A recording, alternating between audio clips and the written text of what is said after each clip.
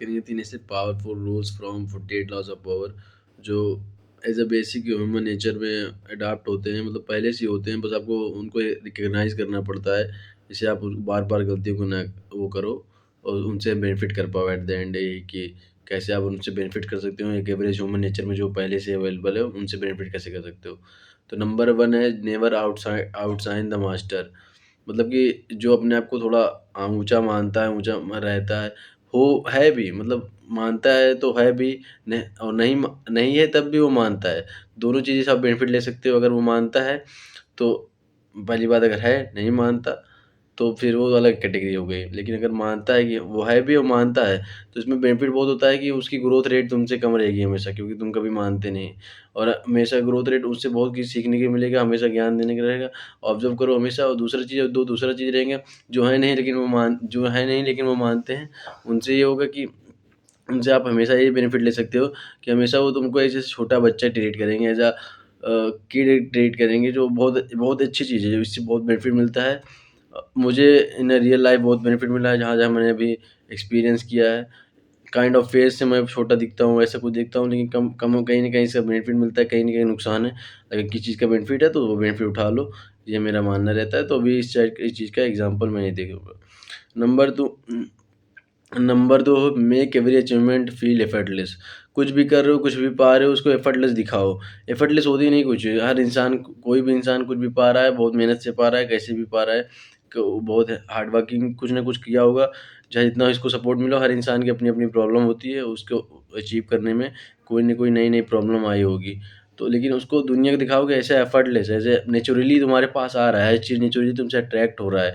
कुछ भी हो रहा है, गाड़ी, पैसा, कुछ भी materialistic thing, non materialistic thing, कुछ भी आ रहा है तुम्हारे पास, नेचुरली आ रहा है। तुम ऐसे हो ही, मतलब कि हो तो नहीं, क्योंकि बनना पड़ेगा। एट द एंड कोई इंसान ऐसा पैदा तो होता नहीं कि उसके पास सारी स्किल, सारी चीज़ होती है। लेकिन ऐसे तुम नेचुरली दुनिया दिखाओ कि तुम्हारे पास सब एफर्टलेसली आ रहा है। ऐसे एक समझिए एक शॉर्ट्स याद आ गई, उसमें बोल रहा था कि कभी किसी को मत बताओ कि तुमने कितने हार्ड वर्क की, कितने वो किए। बोल दो कि मेरा लक है, तुम नहीं कर पाओगे। बोल दो कि मेरा लक है, तुम्हारा लक नहीं है, तुम इसलिए नहीं कर पा रहे हो। उसको कभी बताओ नहीं कि मैंने हार्ड वर्क किया, कभी ये किया, कभी मैंने ये रातें जागी ये किया, ओवरटाइम किया, ये किया, वो किया। उसको कभी बताओ ना, बोलो कि मेरा लक है, तुम्हारा लक नहीं है, तुमसे नहीं होगा। ऐसे बोलो, ठीक? तो वो काइंड ऑफ तुमसे एक तो ओपोनेंट घटा दे रहे हो, जितने भी प्रीडेटर से नीचे वाली कैटेगरी रहेगी, वो हट जाएगी। प्रीडेटर जो टॉप ऑफ द टॉप रहेंगे, सर्वाइवल ऑफ द फिटेस्ट रहेंगे, वो जो मानेंगे ही नहीं बात को कि हाँ, तुमने कर लिया, तुम्हारा लगता तो मैं क्यों नहीं कर पाऊँ। सिर्फ़ वही अचीव कर पाएँगे। और दुनिया में जहाँ जितना ज्ञान हो, जहाँ जितना होगा, सिर्फ़ 1% ही। अगर इलॉन मस्क सारा पैसा बाँट देगा, तब भी 1 ही परसेंट अमीर रहेंगे, जो अमीर रहेंगे, और बाकी सब जैसे गरीब हैं, जैसे अभी कम पैसे हैं मेरे पास, हमारे पास, एक रीज़न की वजह से कम पैसे हैं। तो एट द एंड वही है कि अगर आप बहुत फीलिंग एफर्टलेस वाला ला रहे हो, उससे बहुत बेनिफिट मिलेगा। दुनिया आप अपोनेंट घटाओगे। और मैं नहीं मानता कि दुनिया में जैसे ज़ीरो सम गेम है, जो मैं मानता हूँ ज़ीरो सम गेम है। कोई जीतता है तो कोई हारता ज़रूर है। ये पता नहीं, बहुत लोग नहीं मानते, लेकिन मैं अभी करंट लेवल पे ये मानता हूँ।